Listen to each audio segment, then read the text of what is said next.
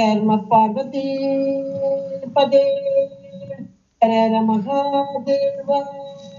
என்னாருடைய சிவனே போற்றி, எந்நாட்டவர்க்கும் இறைவா போற்றி. பொழியான எருமேனி புகழ்தானா மிகமே உங்கள் ஞானவரும் யானை கழல் நாளும் மறவாமல் அழிதாழும் மலத்தூவும் அடியார்கள் உளமாற வெளியாகும் வலிதாய வினை கூட நினையாமே. திருச்சிற்றம்பலம்.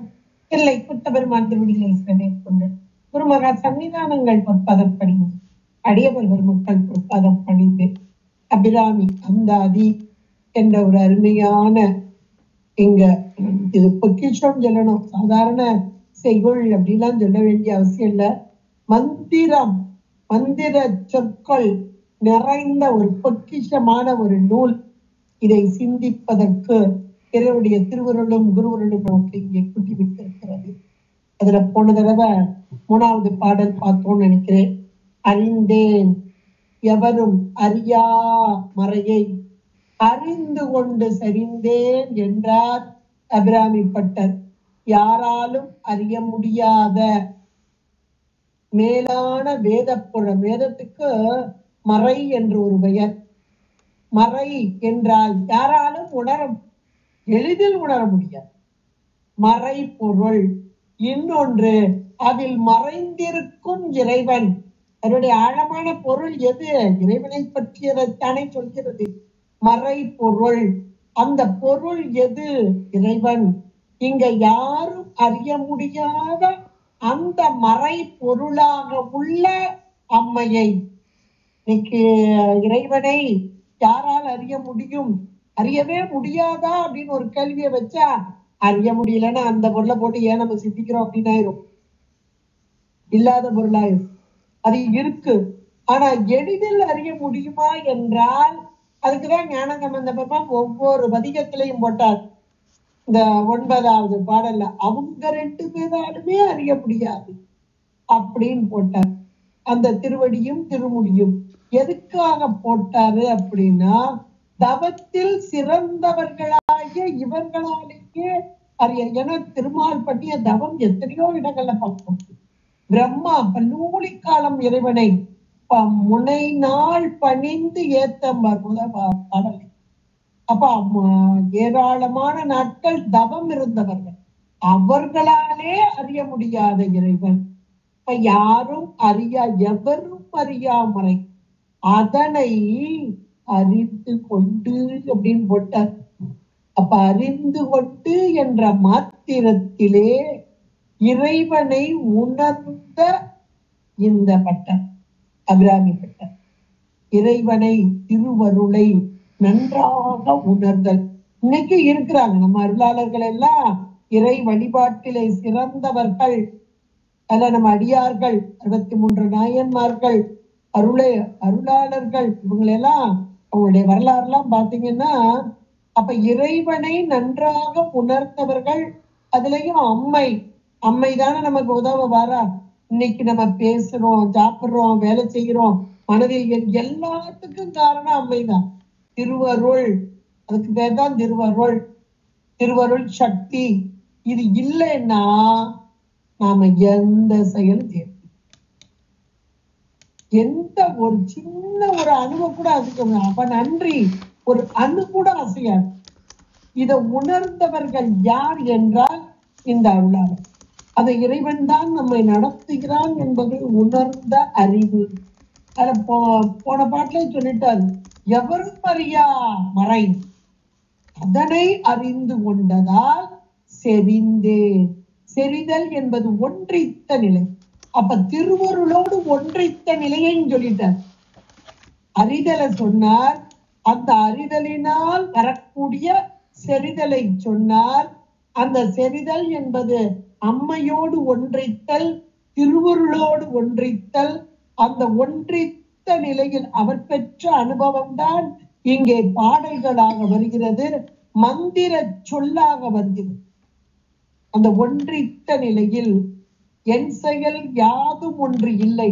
எல்லாம் சிவச்செயல் அப்படின்னு இருக்கிறாங்க பாருங்க.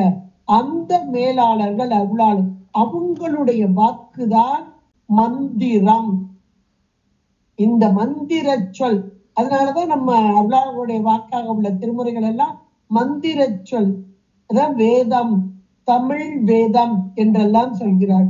என திருவருளோடு ஒன்றித்த நிலை, தன் செயல் எதுவும் இல்லை என்ற அந்த உணர்வு, தன் செயல் அற்று தானாக நிற்றல் அப்படின்னு நமக்கு அழகா சாத்திரம். அந்த தானாக நிற்றல் என்பது இறைவன். அப்ப என் சொல் அல்ல அப்படின்னு ஞானசம்பந்த பெருமானும் சொல்றார் ரொம்ப அழகா. எனது உரை தனது உரை. இப்ப அபிராமிப்பட்டர் அந்த நிலையில இந்த 3வது பாட்டெல்லாம் அவ்வளவு அழகா சொல்றார். அறிந்து கொண்டு செறிந்தேன். செறிதல் என்பது ஒன்றித்து நிற்றது. அப்ப என்னுடைய வாக்கு இல்லமா, நீ சொல்ற. அம்பாள் அப்படியே சொல்றா, சொல்ல வைக்கிறான்னு சொல்லக்கூடாது, சொல்றா, அவளுடைய வாக்கு. அப்ப இந்த பாடல்கள் எல்லாம் மந்திர சொல்லாக, இறை வாக்காக. அப்படி செறிந்தேன் உனது எங்க திருவடி. இந்த திருவடி என்பதுதான் ஞானம். அந்த திருவடி ஞானம். இறைவனுக்கு உருவம் உண்டா? கிடையாது. ஆனாலும் இறைவனுடைய அந்த திருவடியைத்தான் நம்ம பிரதானமா சொல்றோம். அதுக்கு காரணம் இந்த மனிதர்களாகிய உயிர்களாகிய நம்முடைய அறிவு, சிற்றறிவு. இந்த சிற்றறிவானது அந்த பேரறிவோடு ஒன்றிக்க வேண்டும். அப்ப இந்த தலையானது நம்முடைய அறிவை தலையாக வச்சுட்டோம்னா, அவருடைய அறிவு திருவடியாவதுன்னா இந்த தலை போய் அங்க போய் அப்படியே வணங்கி நிற்க வேண்டும். இதைத்தான் தலையே நீ வணங்கா என்றார். அப்ப என் அறிவினால் என்னால் ஒன்றும் செய்ய முடியாது, எல்லாம் உன் அறிவு உன் செயல் என்று நான் இருக்க வேண்டும். இதுக்கு இன்னொரு பெயர் தாழ்வெனும் தன்மையோடு. தாழ்வெனும் தன்மை. ஒருத்தர் காலில் விழுந்தோம்னா அப்படியே தலைக்கீழ விழுந்து பாருங்க. அப்ப அந்த உள்ளம் அப்படியே பண்படுகிறது. பண்பட்ட உள்ளங்கள் தான் கீழே விழும். எனக்கு ஆசிரியர் அடிக்கிறதுவாங்க, உயிருக்கு உயிர் அடிமையாதல் அப்படின்னு. அந்த பண்பட்ட செயல், பக்குவம் அடைந்தது, அந்த பக்குவமான ஒன்று. இதைத்தான் ரொம்ப அழகா சொல்றாங்க இந்த இடத்துல. திருவடிக்கே, உனது திருவடிக்கே திருவே பெருவி. அப்படி திருவடியிலே திருவடி ஞானத்தை பெற்றதால் இந்த தலையானது அந்த திருவடியை பற்றி கொண்டு திருவடி ஞானத்தை பெற்றதால் வெறுவி பிரிந்து. யார் உன்னை பற்றி அறியாதவர்கள்? அந்த அடியார்களை பற்றி அறியாதவர்கள், அன்பர்களை பற்றி அறியாதவர்கள், உன் மீது அன்பு கொண்ட அந்த அடியவர்களின் வெறுமையை உணராதவர்கள், அவர்கள் நரகுக்கு உறவாய மனிதர்கள், அவர்களோடு நான் சேர மாட்டேன் என்று எவ்வளவு ஒரு அழகாக உணர்ந்து அனுபவித்து சொன்ன வார்த்தைகளாக.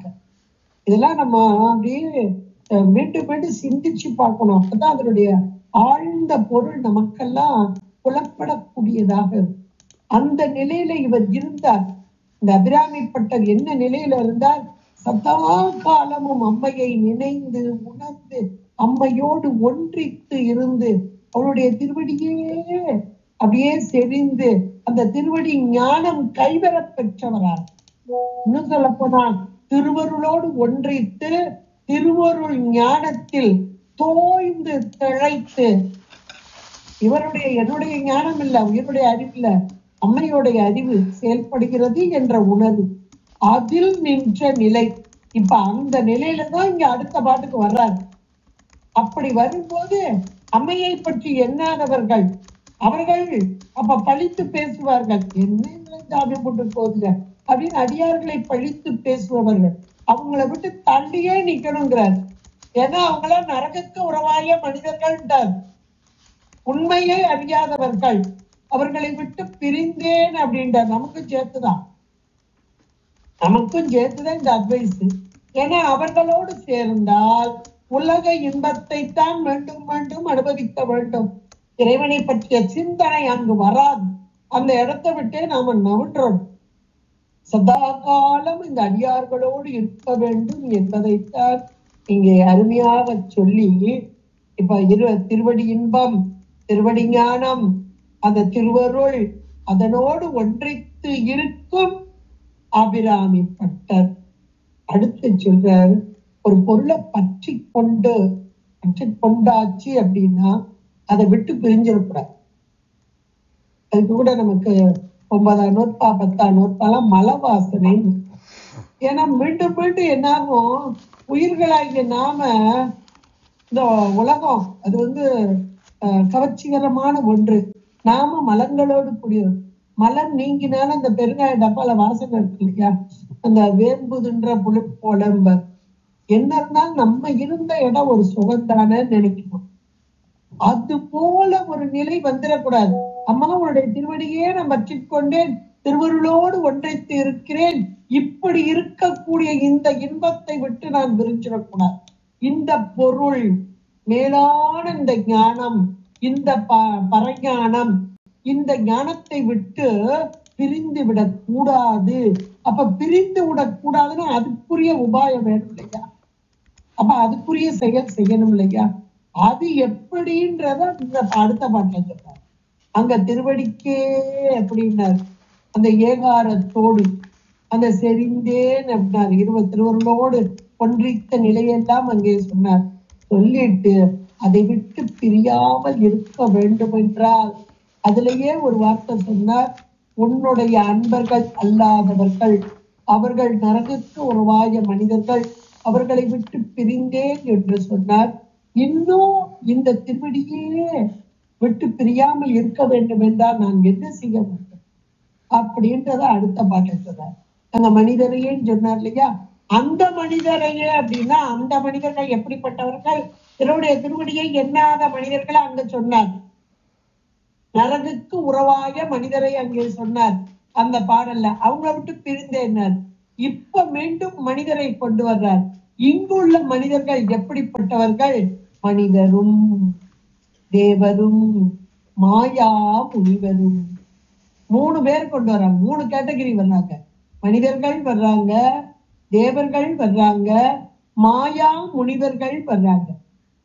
வந்து சென்னி புனிதரும் சேவடி கோமளமே அப்படின்றார்.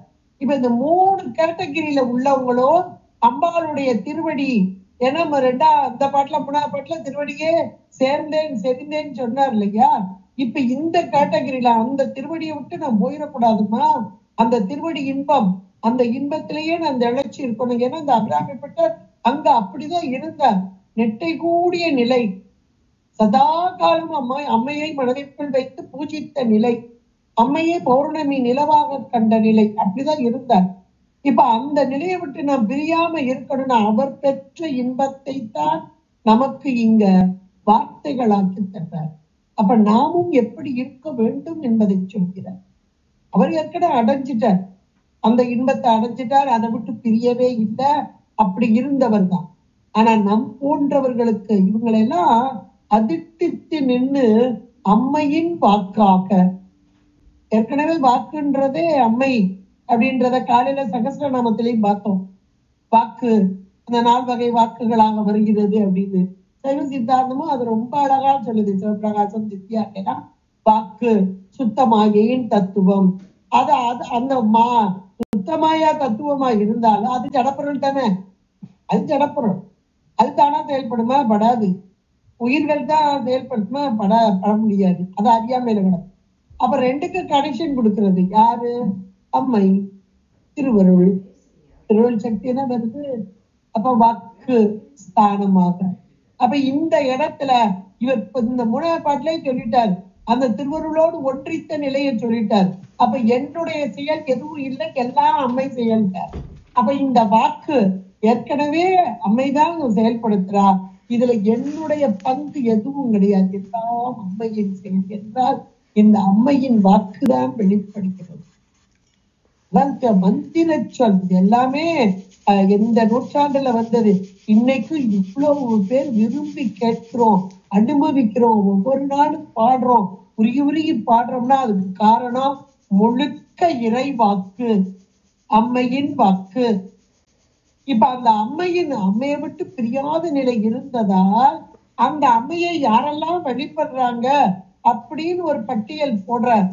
அம்மா இந்த திருவடியை விட்டு நான் நோன்றக்கூடாது அப்படின்னு அந்த திருவடி இன்பத்தையும் அந்த அம்மையையும் மீண்டும் மீண்டும் என்னைய விட்டு நீ போயிடாதம்மா அப்படின்னு ஒரு வார்த்தையும் வர்ற மாதிரி இந்த பாடல்ல அடுத்த பாடல்ல பாருங்க இந்த மனிதரும்.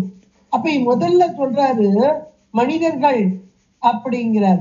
இந்த மனிதர்கள் எப்படிப்பட்டவர்கள்? சதா காலமும் அம்மையை துதித்து வணங்கி வழிபாடு செய்து கொண்டிருக்கும் மனிதர்கள். இன்னைக்கு நம்ம அப்படித்தானே இருக்கிறோம். இந்த அபிராமி அந்தாதி திறந்தோன்னு சொல்றவங்க எத்தனையோ பேர். செவ்வாய் வழினா அபிராமி அந்தாதி சொல்லாம நான் எந்த வேலையும் செய்ய மாட்டேன்றவங்க எத்தனையோ பேர். இப்படி அபிராமி அந்தாதினா அம்மையை பற்றிய புகழ் தானே. அப்ப புகழை பாடக்கூடியவர்கள் இந்த மனிதர்கள். அப்ப மனிதர்களில் அம்மையே வழிபாடு, அம்மை வழிபாடை ஏற்றுக்கொண்டவர்கள். அப்புறம் தேவர்கள், மனிதர்களை காட்டிலும் மேலானவர்கள் தேவர்கள். அவங்களுக்கு அந்த பதவியை கொடுத்தார் இல்லையா சாமி? பதமுக்தி, வைகுந்தம், சத்தியலோகம், இந்திரலோகம், இதெல்லாம் பதம். பையத்துள் வாழ்வாங்கு வாழ்பவர், வான் உறையும் தெய்வத்துள், இதெல்லாம் அதுதான். வள்ளுவநாயனார் அழகா சொல்லிட்டார். அப்ப இந்த உலகத்துல வாழும் போதே உயர்ந்த நிலையில் இறை வழிபாடு. இப்ப இறை வழிபாட்டுல இருக்கிறவங்கதான் எந்தெந்த பதத்துக்கு போறாங்கன்னு நம்ம பார்த்தோம். சாலோகம், சாமீபம், சாரூபம், சாயுட்சியம். இன்னைக்கு நிறைய பேர் பாருங்க அம்பாள் வழிபாடு இருக்கக்கூடியவர்கள். சாரூபம் அப்படின்னா அம்பாளை போல அழகு. நிறைய பேர் நீங்க பார்க்கலாம். அழகுனா அப்படியே அம்பாளே பார்த்துக்கிட்டு இருக்க போல இருக்கலாம். அப்படிப்பட்டவங்களே இன்னைக்கு எத்தனையோ பேர் இருக்கிறாங்க. அப்ப அந்த இடத்துல இறை அருள், திரு அருள், அம்மையை வழிபட்டதால் கிடைத்த சாரூபம். விநாயகர் புராணத்திலையும் பாத்தீங்கன்னா புருசுண்டின்னு ஒரு முனிவர் வெகுகாலம் இறைவனை, அதாவது விநாயகர் பெருமனை வணங்கி தியானித்து வழிபட்டதால் விநாயகரை போன்ற தும்பிக்கையை பெற்றார் அப்படின்னு. தும்பிக்கை, இந்த இடத்துல இருந்து தும்பிக்கை வளர்ந்தார் புருசுண்டி முனிவர் என்ற முனிவர். விநாயகர் புராணம் வீட்டுல இருக்கவங்க எடுத்து பாரு. அப்ப அந்த சாரூபம், நம்ம நம்பி ஆரூரர் சுந்தரமூர்த்தி நாயனார் இறை வழிபாட்டிலே தேர்ந்து இருந்ததால் சாரூப நிலை, என்னுடைய சாரூபம் இறங்கி வந்தது, புறப்பட்டு வந்தது. அப்ப அந்த சாரூப நிலை. அப்ப அந்த தேவர்கள் என்பவர்கள் இந்த மண்ணுலகத்திலே இருந்து இறைவனை வழிபாடு, அந்த வழிபாட்டிலையும் நமக்கு தெரியுது சதியை கிரியை யோகம்னு. ஞானத்தின் சதியை, ஞானத்தின் கிரியை, ஞானத்தில் யோகம், ஞானத்தில் ஞானம், இப்படி ஒவ்வொரு வகையாக வழிபடுபவர்களுக்கு அந்தந்த பதம், அந்தந்த பதத்தை கொடுக்கிறார். அப்ப அந்த தேவர்கள் என்பவர்கள் பதமுக்தி பெற்றவர்கள். ஆனா அதுவும் ஒரு குறிப்பிட்ட காலம் தான். ஆனாலும் கூட மேலானவர்கள். வெகுகாலம் இறைவனை நோக்கி தவம் இருந்து, அம்மையை நோக்கி தவம் இருந்து பெற்ற வாழ்வு. அப்ப அந்த மனிதர்களை காட்டிலும் மேலான தேவர்கள். அப்புறம் மனிதர்கள் ஒரு கேட்டகரி, தேவர்கள் ஒரு கேட்டகரி. தேவர்களையும் நிறைய ஸ்டேஜ். பிரம்மா ஒரு ஸ்டேஜ், திருமால் ஒரு ஸ்டேஜ். இது நிறைய இடங்கள்ல பாருங்க மாலோடு ஐயன்னு வரும். இந்த மாலோடு ஐயன்னா என்ன பொருள் அப்படின்னா, அந்த ஒடு உருவு மேலான ஒரு பொருளுக்கு சொல்லி இந்த ஒடு உருவு சேரப்படுது அப்படின்னா அதான் ஐயன் அப்படி. அந்த திருமால் பிரம்மனை காட்டிலும் மேலான திருமால் அப்படின்றதுக்காக வரும். அது இலக்கண குறிப்பு. அப்ப ஒவ்வொருத்தருக்கும் ஒவ்வொரு ஸ்டேஜ். இவங்க இவ்வளவு காலம் வழிபட்டதால் பிரம்மான்றது ஒரு பதவிதான். பதவி, இது எல்லாமே பதவிதான். இந்திரன்றது பதவிதான், விஷ்ணுன்றது ஒரு பதவிதான். அப்ப அவங்களுக்கு ஒரு பதவி, அந்தந்த உலகம். அப்ப இவர்கள் ஒருவரை காட்டு மேலான உலகம். அப்ப அவ்வளவு காலம் தவம் பண்ணியதால் கிடைத்த பதம், அந்த பதமுக்தி. அப்ப மனிதர்கள், அப்புறம் தேவர்கள், அப்புறம் ஒரு அடைமொழி ஒன்று இருப்பார், மாயா முனிவர்கள், மாயாத. அப்ப இந்த மாயா முனிவர்கள் என்பவர்கள் தேவர்களை காட்டிலும் மேலானவர். இது நம்ம நக்கீரர் முருகாற்றுப்படையிலே நான் அடிக்கடி உங்களுக்கு சொல்லியிருக்கேன். அந்த முருகப்பெருமானை பார்க்க போகும்போது முதல்ல இந்த முனிவர்களைத்தான் முன்னாடி விடுறாங்களாம். ஏன்னா இந்த முனிவர்கள் சதா காலமும் இறைவனையே சிந்தித்து அதனால் விரதங்களை இருந்து, விரதம் என்பது உண்ணாமல் உறங்காமல் இருப்பதுதான் விரதம். முழுக்க அப்படியே விரதத்துல இருப்பாங்களாம். உண்ணவும் மாட்டாங்க, உறங்கவும் மாட்டாங்க. சதா காலமும் இறை நினைவிலே இருப்பவர்கள். அது கூட எண்ணாமல் எண்ணுதல்பாங்க. அதெல்லாம் நான் உயர்ந்த நிலை. ஒரு துளி கூட வேறு எண்ணம் இல்லாமல் இறை நினைவிலே நினையுமா நினைக்கே. இதுலலாம் திருவிசைப்பாலா அவ்வளவு மேலான வார்த்தைகள். அதெல்லாம் அவங்கெல்லாம் அந்த மேலான கேட்டகரி, உயர்ந்த நிலை என்று சொல்வாங்க. இந்த மாயா முனிவர்கள் என்பவர்கள் தேவர்களை காட்டிலும் மேலானவர்கள். அதனாலதான் தேவர்கள்லாம் இவங்கள முன்னாடி. அப்ப சாமிக்கு ரொம்ப பிடித்தமானவர்கள் யார் என்றால் இந்த மாயா முனிவர்கள் தான். ஏனென்றால் இந்த தபஸ்விகள் ஏராளமான பேர் அன்றிலிருந்து இன்றைக்குமே அந்த தபஸ் அப்படின்னா தவத்தில் சிறத்தல், உண்ணாமல் உறங்காமல் இருக்கும் தவத்தில் சிறந்தவர்கள். அந்த தவத்தினால் இறை நிலையை அடைந்தவர். தவத்தினால் இறைவனை இறைநிலையை அடைந்தவர்கள் என திருக்கடையூர் மிருகண்டு மகரிஷி. இந்த மிருகண்டு அப்படின்னா இவர் அப்படியே தவ நிலையில உட்கார்ந்து இருப்பாராம். உட்கார்ந்து இருக்கும் போது நிட்டை கூடிய நிலை, சமாதி நிலை, நிட்டை கூடிய நிலை. அப்படி இருக்கும்போது அந்த காட்டு பக்கமா, எல்லாம் வனங்களா இருந்ததுன்னு இப்பதான் நகரமா இருக்கு. அப்ப அந்த காட்டு பக்கமா, அந்த பக்கமா வரக்கூடிய விலங்குகள் எல்லாம் இவர் மேல் உடம்புல உரசிட்டு போகும். அப்ப அந்த உரசும் போது அந்த உணர்வு கூட இவருக்கு தெரியாதான். அப்ப உடம்பு எப்படி இருக்குன்னா பாறையை போல இருக்கு. பொதுவா விலங்குகள் அதுக்கு உடம்புல ஊரல் அரிப்பு வந்ததுன்னா ஒரு கல்லு, பாறை, இல்ல மரம் அதுலதான் உரசிட்டு போகும், அந்த உடம்ப தேய்ச்சிட்டு போகும். அப்ப இவர் எப்படி இருந்தார்னா ஒரு நிட்டை கூடிய அந்த சமாதி நிலையில ஒரு பாறங்கல்ல போல. யோசிச்சு பாருங்க. அதனாலதான் இவர் பேர் மிருகண்டு. மிருகங்கள் வந்து உரசி செல்வதையும் உணராத நிலையில் இருந்த தபஸ்வி. ஒரு வாழ்ந்த இடம். அவருக்கு மகனா வந்தவர் தானே மார்க்கண்டேய மகரிஷி என்றும் 16 இருந்தது. அப்ப இந்த முனிவர்கள் மாயாத இன்றைக்கும் வாழ்ந்து கொண்டிருப்பவர்கள். மாயாத என்றால் மரணமில்லாத வாழ்வு. தேவர்களுக்கு ஒரு குறிப்பிட்ட காலம், அது பதமுக்தினா ஒரு குறிப்பிட்ட காலம். மனிதர்களுக்கு அதை விட குறைந்த காலம்தான், குறைந்த காலம்தான். அதை விட மேலான காலம் தேவர்களுக்கு. ஆனால் என்றைக்கும் உள்ளவர்கள் மரணமில்லா பெருவாழ்வு கொண்ட மாயாத முனிவர்கள். எவ்வளவு அழகா பட்டியல் போடுறாங்க.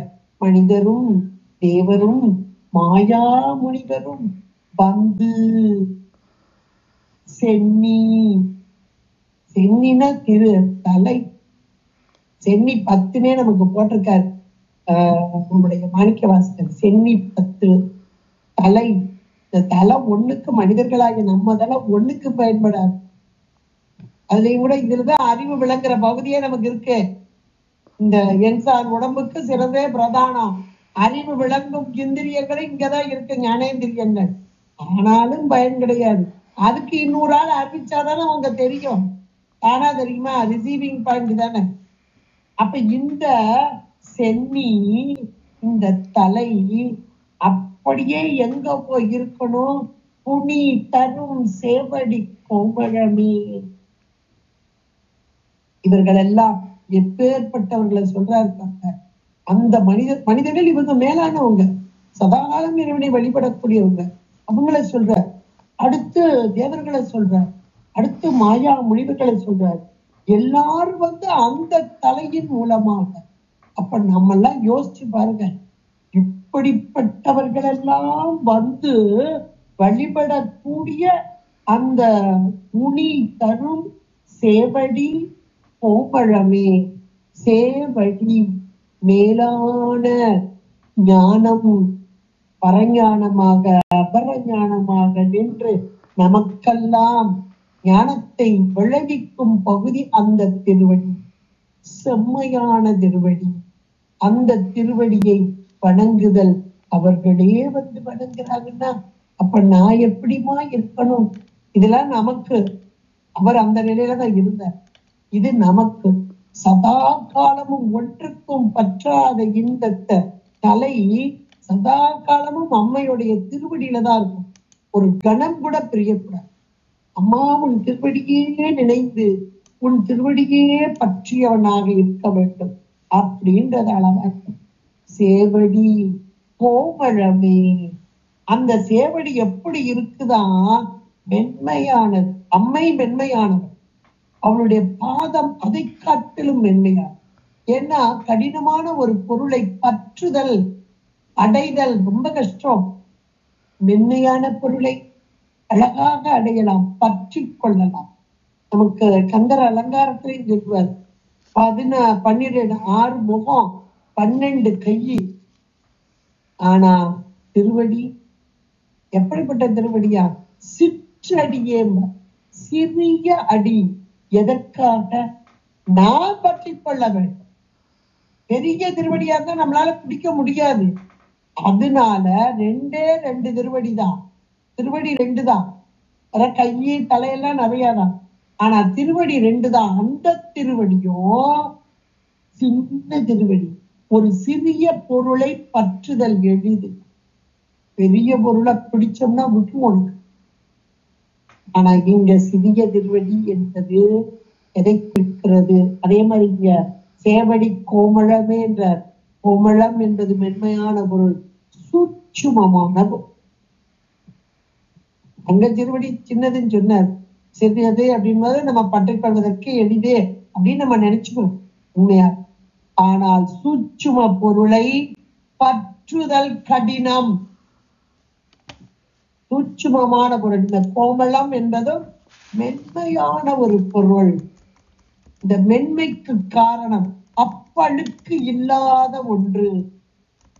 அப்பழுக்கு, இந்த ஞானத்துல அப்பழுக்கு இல்லாத ஞானம் அந்த இறைவனுடைய ஞானம். நம்முடைய அறிவு எப்படி இருக்கு? முழுக்க அறியாமையில அறியாமை பற்றி கொண்டு இருக்குது. ஆனால் இந்த திருவடி ஞானம் என்பது அந்த சேவடி கோமளம், மென்மையானது, மலக்கலப்பு இல்லாதது. இப்படிப்பட்ட திருவடியை பற்றி கொண்டால், அது இந்த மென்மையான திருவடியை பற்றி கொண்டால் மேலான நிலையை அடையலாம். அந்த அடைந்த நிலையையும் விட்டு விலகாமல் இருக்கலாம். அடைந்த நிலையை விட்டு விலகாம இருக்கணும். அதுக்காக இப்ப மீண்டும் அந்த சொல்றார். முதல்ல சொன்னார், இப்ப மீண்டும் சொல்றார், புனிதரும் சேவடி கோமளமே அப்படின்னு சொல்லி அடுத்து ஒரு விண்ணப்பத்தை வைக்க போறார். என்ன விண்ணப்பம் வைக்க போறார் அப்படின்னா, கொன்றை வாச்சடை மேல் பனிதரும் திங்களும் பாம்பும் பகீரதியும் படைத்த புனிதரும். அப்பாவை சொல்றார், அம்மாவை வேண்டிக்கிட்டு இருக்காரு. அம்மா, உன்னுடைய திருவடியை விட்டு நானு விலகக்கூடாது. நீ இந்த திருவடி எப்பவும் எங்குடனே இருக்கணும், எப்பவும் இருக்கணும். அதுவும் இறைவன் எங்க இருக்கணும்ன்றதா கடைசி பாதையிலையும் சொல்றார், புந்தி என் நீயும் என் புந்தி என்னாலும் பொருந்தவே. புந்தின்னா உயிரோட அறிவு தான். உயிரோட அறிவு விளக்கத்துக்கு தானே இந்த தலை வருது. அதனாலதானே தலையை கொண்டு வந்து அங்க போடுறோம். இந்த விளக்கம் வந்தா போதும்னு சொல்லி மீண்டும் மீண்டும் நம்ம இதை கொஞ்சம் சிந்திச்சு பார்த்தா நமக்கு புரியும். நமக்கு விளக்கம் தரும் பகுதி இந்த இந்திரியங்கள், ஞானேந்திரியங்கள்.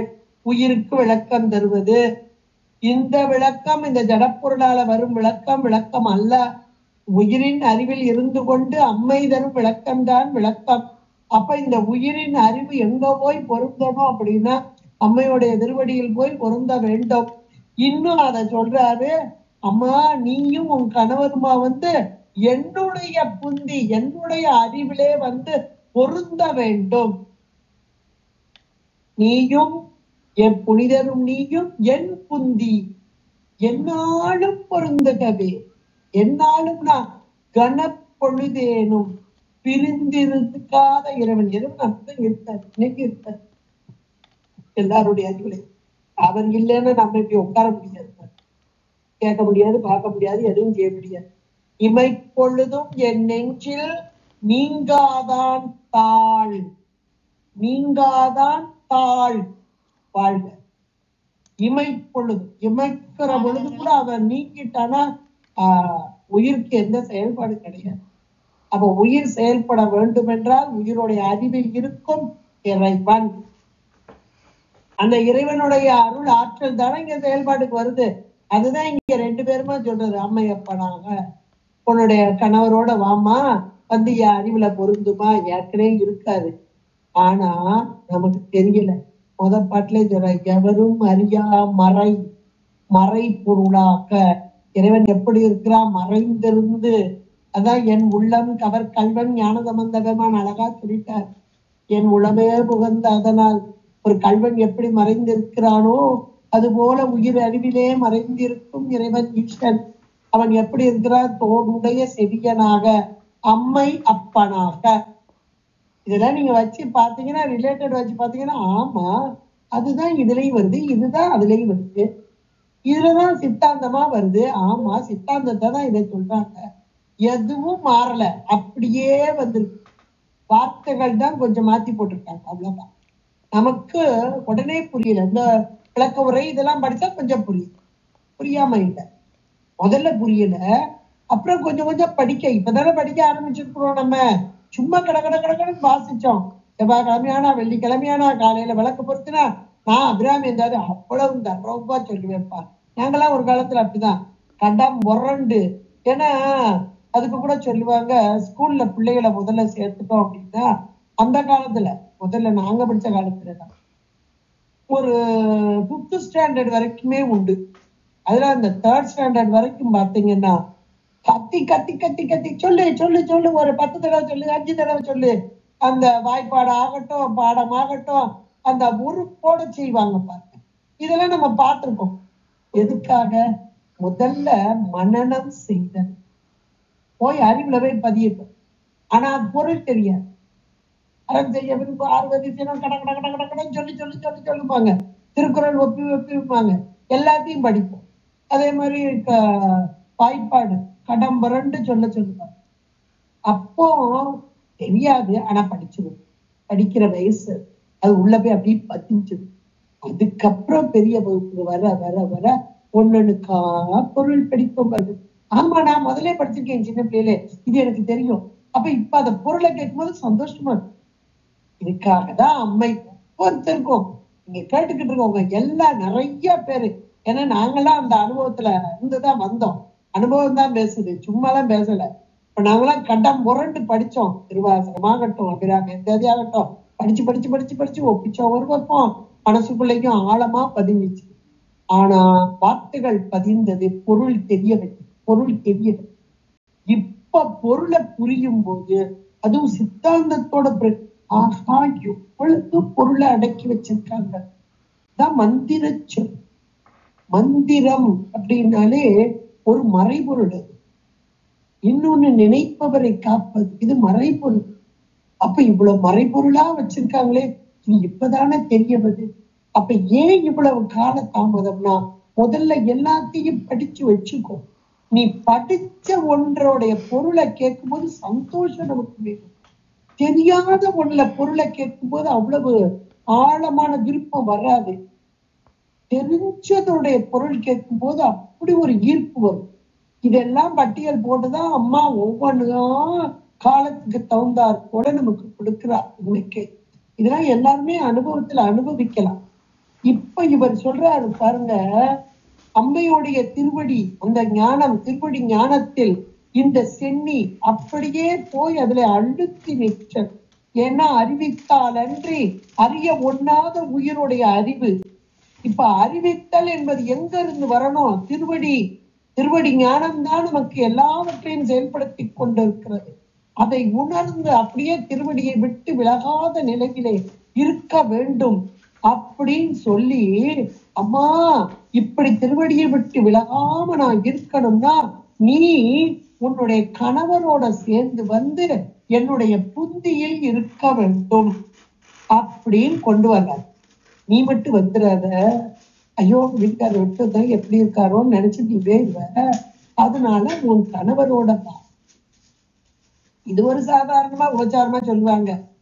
விட்டு பிரியாதவள், இறைவனோடு உள்ள சம்பந்தம் தாதான்மியம், குணகுணி சம்பந்தம், இறைவனை விட்டு பிரியாதவள், இறைவன் ஞானமே வடிவானவள்.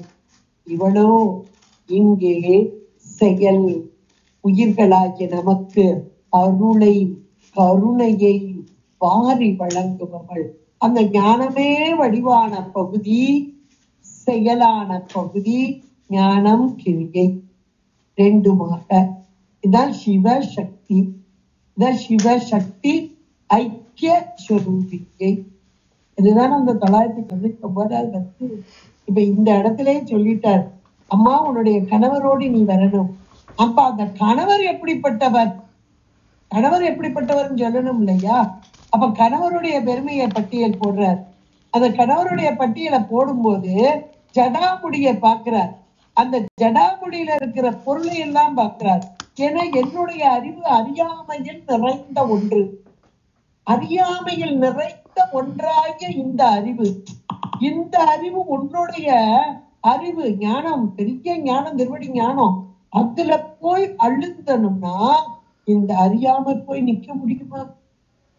அறியாமை அழுக்கு பொருள், அந்த சுத்தமா இருக்க பொருள்ல நிக்க முடியுமா? அப்படின்னா இப்போ ஒரு இந்த இடத்துல ஆஹா உன்னுடைய கணவர் எப்படிப்பட்டவர் தெரியுமா, எப்படிப்பட்ட பொருளா இருந்தாலும் அப்படி சந்தோஷமா ஏற்றுக்கொண்டு, அழுக்கான பொருள், இயல்பாவே அழுக்கான பொருள் ஒண்ணு, இயல்பான சுத்தமான பொருளை ஏற்றுக்கிட்டார். இயல்பிலேயே ஒரு நல்ல பொருள், ஒரு சுத்தமான பொருள், ஆனா இடையில கொஞ்சம் அழுக்கு சேர்ந்துச்சு, அதையும் கொஞ்சம் நீக்கி எடுத்துக்கிட்டார். இயல்பிலேயே அழுக்கான ஒரு பொருள், அதையும் மன்னித்து ஏற்றுக்கிட்டார். இந்த இடத்துக்கு வந்த இயல்பாகவே சுத்தமான பொருள், இயல்புல நல்ல பொருளா இருந்து பின்னாடி தவறு செஞ்ச ஒரு பொருள், அதையும் மன்னித்து ஏற்றுக்கிட்டார். இயல்பாகவே தவறே அழுக்கே வடிவான ஒரு பொருள், இத்தனை பொருளையும் ஏற்றுக்கொண்ட இறைவன் என்னையும் ஏற்றுக்கொள்வார். நான் எப்படி நிலையில் இருக்கிறேன் என்று எனக்கு தெரியாது, என்னையும் ஏற்றுக்கொள். ஏன்னா அந்த ஜடாமுடி வார்ச்சடை, அந்த வார்ச்சடை என்பது ஞானமே வடிவான பொருள். அந்த பகுதிக்கு வந்து சேரும் பொருளும் ஞானமயமாகும். அந்த பொருள் ஞானமான பொருள் தான் போய் சேருமா? அல்ல. தவறே செய்த பொருளும் காலில் விழுந்த போது தலையில் வைத்து கொண்டாடும் இறைவனுக்கு, அதைத்தான் இங்க போல. அப்ப நான் இந்த திருவடியை விட்டு நகலாம இருக்கணும். நான் அழுக்கு மயமான ஒரு பொருள், என்னுடைய அறிவு அழுக்கு மயமானது, நான் இதற்கு தகுதியா எனக்கு தெரியலம்மா. ஆனா நீயும் உன் கணவருமாக வந்து இந்த அழுக்கு மயமான இந்த புந்தி, இந்த அறிவு, இதுல வந்து நீங்க இருப்பீங்களா மாட்டீங்களா? இருப்பீங்க. ஏன்னா இந்த கணவர் எப்படிப்பட்டவர் தெரியுமா? அன்னையே வடிவார், எல்லாவற்றையும் அப்படியே காதலித்து ஏற்றுக்கொண்ட இறைவன். கங்காளம் தோள்மேலே காதலித்தான் காணி, விருப்பத்தோடு ஏற்றுக்கொள்வோம். யாரெல்லாம் திருவடியில விழுந்தாங்களோ அவங்க எப்படிப்பட்டவங்கன்னு யோசிக்க மாட்டான், அப்படியே தூக்கி சந்தோஷமா தூக்கி தலையில வச்சு போட்டார். அதனால் என்னையும் ஏற்றுக்கொள்வார். என்னுடைய அறிவும் பக்குவப்படும். நானும் வெளியே வீழாமல் வேறு இடத்துக்கு செல்லாமல் இந்த திருவடியிலேயே திருவடியையே பற்றி போடார். எப்படி கொண்டு வந்து போடுறார், எப்படி கொண்டு வந்து. அப்ப முதல்ல அந்த 3 கேட்டகரியை சொன்னாரு. மனிதர்கள், தேவர்கள், மாயா முனிவர்கள், இவர்களெல்லாம் வந்து வணங்கக்கூடிய உன்னுடைய சேவடி, அந்த சேவடி கோமளமானது, மென்மையானது, தூய்மையானது. இந்த சேவடி இன்பம், இந்த பேரின்பம், இந்த ஞானம், இதில் என்னுடைய உயிர் திளைக்குமோ, இருக்க முடியுமோ என்றால், இந்த உயிர், இந்த உயிரின் அறிவு, இந்த சென்னி இந்த திருவடியிலே நிலைக்க வேண்டும் என்றால், அம்மா நீயும் உன் கணவரும் என்னுடைய புந்தியிலே என்னுடைய அறிவிலே வந்து செறிந்தால் இருந்தால் பொருந்தினால் இந்த திருமுடியும் உன்னுடைய திருவடியிலே அடங்கும். எவ்வளவு அழகா கொண்டு வந்து முடிக்கிறார் பாருங்க. அப்ப அந்த இறைவன் எப்படிப்பட்டவனாக இருக்கிறான்? ஞானமே வடிவான வாச்சடை. அதைத்தான் அங்க அழகா சொல்றார். கொன்றை வாச்சடை மேல், கொன்றை மலர், மென்மையான மலர், இயல்பாகவே அழகு, மென்மை, தேன் பொழிற்றும் தன்மை, மனம் மிகுந்த தன்மை, இதெல்லாம் கொன்றை மலர். இயல்பாகவே நல்ல சுத்தமான பொருள் சொல்வாங்க இல்லையா, அது போன்றது கொன்றை. இறைவனுக்கு பிடித்தமான மலரும் கொன்றை. பிரணவ வடிவமானது. அப்படிப்பட்ட கொன்றை மலரையே சிவமாக பாவித்தல் என்பது உண்டு. அப்ப கொன்றை வாச்சடை, ஞானமே வடிவான வாச்சடை. அந்த வாச்சடையின் மீது வீற்றிருக்கும் கொன்றை மலர், கொன்றை வாச்சடை மேல் பனிதரும் திங்கள். இப்படிப்பட்ட சுத்தமான நறுமணமிக்க பொருள் மட்டுமல்ல, நல்ல குளிர்ச்சியான அமுத கிரணங்களை தரக்கூடிய சந்திரன். இவன் குளிர்ச்சியானவன் தான். திங்கள், இவனுக்கு பேரே மதி, அறிவு. குளிர்ச்சியான கிரணங்கள், நல்ல அறிவு, எல்லாவற்றையும் உடையவன் இந்த சந்திரன். இன்னைக்கும் அமுத கிரணங்கள், இதுல இருந்து வரக்கூடிய அமுத கிரணங்களை கொண்டுதான் தேவர்கள் வாழ்ந்து கொண்டிருக்கிறார்கள் அப்படின்னு. அதாவது ஒளிவிடக்கூடிய பொருள், அறிவு பொருள் தான் ஒளிவிடும் என்று சொல்வார்கள். இந்த சந்திரன் ஒளிவிடும் பொருளாக இருக்கிறார். இரவிலே ஒளியை தரக்கூடியவன். இந்த ஒளி என்பது வெப்பத்தையும் கொண்டதாக இருக்கும். ஆனால் சந்திரனின் ஒளி வெப்பம் கிடையாது, குளிர்ச்சி உடையது. சூரியனிலிருந்து வரக்கூடிய ஒளி வெப்பத்தை தரக்கூடியது.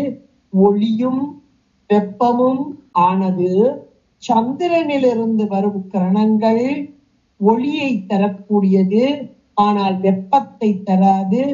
குளிர்ந்த அமுதம் போன்ற கிரணங்களை தரக்கூடியது. இப்படிப்பட்ட, அதை அழகா சொல்றார், பனி தரும் திங்கள்.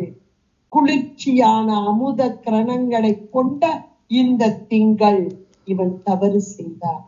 தன்னுடைய அறிவு, அழகு, அதை தான் இல்லைன்னா நான் இல்லைன்னா இவங்களுக்குலாம் அமுத கிரணம் கிடையாது, சாப்பாடு கிடையாது, தேவர்கள்லாம் மெலிச்சுட்டே போயிடுவாங்க சாப்பாடு கிட்டாம என்ற ஆணவம். முதல்ல நல்லாதான் இருந்தான், இடையில கொஞ்சம் ஆணவம் வந்துச்சு. அதனால் தண்டிக்கப்பட்டான். தக்கனுடைய 27 பெண்களை ஏற்றுக்கொண்ட போது 2 பெண்களிடம் மயக்கம் கொண்டான். மற்றவர்களை கொஞ்சம் புறம் தள்ளினான். தக்கனின் சாபத்திற்கு ஆளானான்.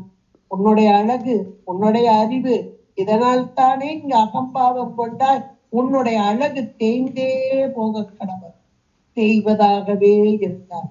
அதுபோல விநாயகர் பெருமான் அந்த சபையிலே தேவ சபையிலே அமர்ந்திருக்கும் போது விநாயகர் பெருமானுடைய உருவத்தை கண்டு சற்றே எள்ளி நகையாடினான். என்ன உடம்பு, பெரிய பானை மாதிரி வயிறா, யானை மாதிரி முகமா, மூத மாதிரி காணா, என்னப்பா ஒரு அப்படியே காமெடியா இருக்கு. கொஞ்சம் எள்ளி நகையாடினான். இந்த உருவத்தை பார்த்து எள்ளி நகையாடியதால் இதோ உன்னுடைய உருவம் தேய்ந்தே போக கடவுள் அவருடைய தாபத்தை பெற்றான். அப்புறம் அந்த தக்கன் வேள்வி செய்தான், அதிலே கலந்து கொண்டார். அந்த கலந்து கொண்ட அத்தனை பேரையும் அழிக்க வந்தார் வீரபத்திரர். காலில் போட்டு தேய்த்தார். சந்திரனை தேய்த்தருளி தக்கன் தன் வேள்வியில். அப்ப சந்திரனை தேய்த்தார், தன்னுடைய காலால் தேய்த்தார். தேவனுடைய திருவடி தானே அதுவும். அப்ப திருவடியில் படும் பேரு பெற்றதால் இந்த சந்திரனை திருமுடிமேல் வைக்கும். எல்லாருடைய சாபமும், தக்கண்ட சாபம் பெற்றப்பையும் என்னப்பா செய்ய எல்லாத்துக்கும் ஓடுறான், தெரிஞ்சுக்கிட்டே போறான். இந்த ஒரு கலைதான் இருக்கு. கடைசியா இறைவனிடம் சேர்ந்த போது இறைவன் ஒரு கலையை தன்னுடைய ஜடா முடியின் மீது ஏற்றுக்கொண்டார். அப்ப முதல்ல நல்லவனாக இருந்தான், இடையில கொஞ்சம் ஆணவம் வந்தது. அதனால் அந்த துன்பத்தை, சாபத்தை பெற்றான். சாபத்தை பெற்ற போது என்னுடைய திருவடி சார்பு கிடைத்தது. திருவடி சார்பு கிடைத்ததால் முடிமீறி இருக்கக்கூடிய பெரும் பேறு பெற்றான். அப்ப இயல்பாகவே நல்ல ஒரு சுத்தமான ஒரு பொருள் கொன்றை மலர் முதல்ல நல்ல பொருளாய் இருந்து குளிர்ந்த கடங்களை தரக்கூடிய சந்திரன் செய்த தவறினால் இங்கே தேய்ந்து என்னுடைய திருவடி சார்பு பெற்றதால் ஒரு கலையை தூக்கி வச்சுட்டார். அப்ப வானத்தில் இருக்கும் சந்திரன் தேய்வதும் வளர்வதும், ஆனால் இறைவனுடைய ஜடாமுடியில் இருக்கும் சந்திரன் எப்பொழுதும் மாறாத தன்மை தான், சத்து தன்மை. அதுக்கு காரணம் அந்த ஜடாமுடி ஞானமே வடிவானது, அதனால் மாறாத தன்மை சத்து தன்மையை இந்த திங்கள் பெற்றது. அதத்தான் இங்க பணிதரும் திங்களும். அடுத்து இயல்பாகவே அறியாமை, இயல்பிலேயே அறியாம. இதெல்லாம் முதல்ல நல்ல பொருள் ஒண்ணு, அடுத்து நல்ல பொருளா இருந்து கெட்ட பொருளா மாண்டது ஒண்ணு. இயல்பிலே அறியாமைங்கிறத பாம்பு அரவம் இன்றைக்கும் பாத்தீங்கன்னா மண்ணுக்குள்ள ஒளிச்சு கிடக்கக்கூடியது. அறியாமை என்பது வெளிப்படாத ஒரு பொருள் தானே. அப்படிப்பட்ட பொருளையும் தலைமையில தூக்கி வச்சிடும். அப்ப இந்த அறியாமை நீக்கம். இந்த பொருளை போய் வைப்பாரு, பாம்ப பாட்டுல அது இருப்பார். இன்னொன்னு சொல்ல போனா இந்த மதி சந்திரன், மதினா அறிவு, மதினா அறிவு, அதுதானே திங்கள் சந்திரன். பாம்புனா அறியாமை. இந்த அறிவு ஒளி, அறியாமை இருள். ரெண்டு ஒரு இடத்துல இருக்குமா? இருக்கும் என்று சொல்வது உமாபதி சிவாச்சாரியர். ஒளிக்கும் இருளுக்கும் இடம் ஒன்றை. சாமி ரெண்டு பொருளையும் வெளிப்படும்படி அங்க பக்கத்துல வச்சிருப்பார். இன்னும் நல்லா சொல்லனா, பகைக்காரர்கள் இரண்டு பேரை ஒரு இடத்தில் வைத்திருக்கிறாருடைய பொருள் என்ன என்றால், எந்த இடத்தில் ஞானம் அப்படியே நிறைந்திருக்கிறதோ அந்த இடத்தில் பகை என்பது கிடையாது. இதுதான் ஆழமான பொருள். என்னுடைய ஜடாமுடியில பாம்பும் சந்திரனும் இருக்குன்னா என்ன பொருள்னா, ரெண்டு பகை. இந்த ஞானமான பகுதியில் பகை என்பது கிடையாது. அதனை குறிப்பதுதான் இந்த பணிதரும் திங்களும் பாம்பும். பகையே கிடையாது. ஞானம் வந்துட்டுன்னா பகை என்ன பகை? அதை இறைவனுடைய, அது இறைவனுடைய ஜடாமுடியில இருக்கிற பாக்கியம் கிடைச்சிருக்கு இல்லையா? அப்ப அந்த இடத்துல எங்க பகை வரும்? அத அழகா இந்த இடத்துல சொல்லி பணிதரும் திங்களும் பாம்பும் பகீரதி. இன்னொரு பொருள் இருக்கு ஜடாமுடியில, அது கங்கை. கங்கைக்கு பெயர் பகீரதி. பாகீரதன் அந்த மன்னன் தவம் செய்தான். பகீரத தவம் என்று சொல்வார்கள். கடுமையான தவம் செய்தான். அம்மா கங்கை ஆகாயத்திலே ஓடிக்கொண்டிருந்தார், நீ கீழே வந்தாதான் என்னுடைய முன்னோர்கள் எல்லாம் சாபத்தில் 21 தலைமுறை சாபத்தில் கிடக்கிறார்கள், பாதாள லோகத்திலே இருக்கிறார்கள்.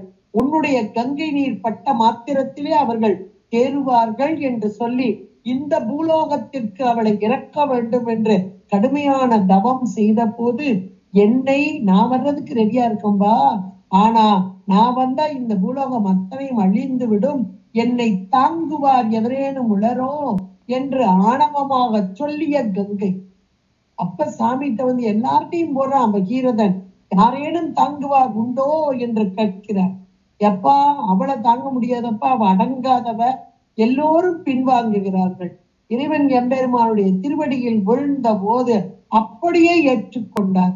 அதுவும் மென்மையான ஜடாமுடியின் ஒரு கற்றையிலே அடக்கி கொண்டார். அப்ப ஆணவத்தை அடக்குதல் என்ற ஞானமே வடிவான பகுதி இந்த வாட்சடை. ஆணவம் என்பது அறியாமை தானே, இருள் தானே. அதை நீக்கணும்னா இந்த வாட்சடை தான். அதனால் இந்த கங்கைக்கு பகீரதி என்ற ஒரு பெயர் உண்டு. பகீரதனால் இங்கே கீழே வரப்பட்டதால் இவள் பகீரதி என்று அழைக்கப்படுகிறார். அப்ப இங்க என்ன பொருளா இருக்கு பாருங்க. கொன்றை கொன்றை, அத வாட்சடை மேல் இருக்கும் பொருள் கொன்றை, பணிதரும் திங்கள், பாம்பு, பகீரதியும் படைத்த புனிதர். இயல்பாகவே பசங்களிலே நீ இருந்து நீங்கிய இந்த புனிதர், அந்த புனிதரும் நீயும். அம்மா ரெண்டு பேரும் ஞானமே வடிவான நீங்கள் எங்க வந்து இருக்கணும் தெரியுமா? என்னுடைய புந்தி, அஞ்ஞான மயமான என்னுடைய அறிவு, என்னுடைய புந்தி, என் புந்திங்கிற. புந்தினா அறிவு, உயிர். உயிர் ஒரு அறிவு பொருள்.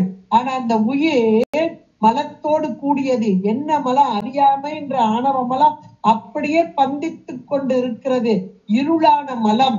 இப்படிப்பட்ட ஒரு பகுதியில சுத்தமான இந்த பொருள் வந்து இருக்குமோ அப்படின்னு அவருக்கு ஒரு சந்தேகம் வந்துச்சு. ஆனா டக்குன்னு யோசிச்சாரு, இவருடைய கணவர் ஜடாமுடி மேல இவ்வளவு பொருளை வச்சிருக்காரு, அப்ப இந்த புந்தியிலும் வந்து இருப்பார் என்று இந்த கணவரை அழைத்து கொண்டு நீ வந்தால் என்னுடைய புந்தியிலே நீ இருப்பாய் அப்படின்னு, அம்மா உன் கணவரை அழைத்து கொண்டு வா, அவர் கருணாமூர்த்தி, அவரோடு நீயும் வந்து என் புந்தி என்னாலும் பொருந்துகவே. எவ்வளவு ஒரு அருமையான ஒரு பாடலாக அமைத்து கொடுத்திருக்கிறார் பாருங்க. இறைவனை இப்படி உணர வேண்டும். என்னுடைய அறிவு ஒன்றுக்கும் பற்றாத அறிவு. இறைவன் வந்து நின்று இந்த அறிவை செலுத்தினால் அறியும் பொருளாக இருக்கும் இந்த அறிவு. இந்த அறிவு கொண்டு இறைவனை அறிய முடியுமோ? ஒரு காலம் முடியாது. அந்த அறிவு உணர்த்தினால் அவனை நான் அறியலாம். அந்த அறிவும் எப்படிப்பட்டதாக இருக்கிறது என்றால், மனிதர்களால், தேவர்களால், மாயா முனிவர்களால் வந்து சென்னி குனிதரும் சேவடி குமழமாக மென்மையான பகுதியான ஞானமே வடிவான பகுதியாக இருக்கிறது. அந்த அம்மை இந்த புனிதரோடு, இந்த பொருள்களை எல்லாம் தன்னுடைய ஜடை மீது கொண்ட இந்த புனிதரோடு வந்து இந்த என்னுடைய புந்தி, என்னுடைய அறிவிலே வந்தால் மேலான நான் வாழ்வு பெறுவேன்.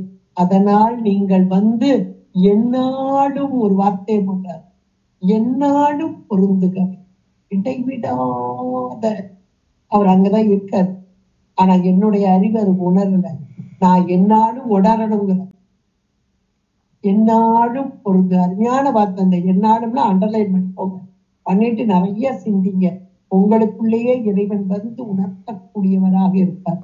உயர்ந்ததான இறை அருளை பெறுதல், அந்த இறை அருளோடு ஒன்றித்தல் எப்படி என்பதை நமக்கு வழிகாட்டுகிறார் ஆச்சாரியராக அபிராமிப்பட்டார். சிற்றம்பலம். ஏதாவது சந்தேகம் இருந்தா மட்டும் ஆன் பண்ணி கேளுங்க.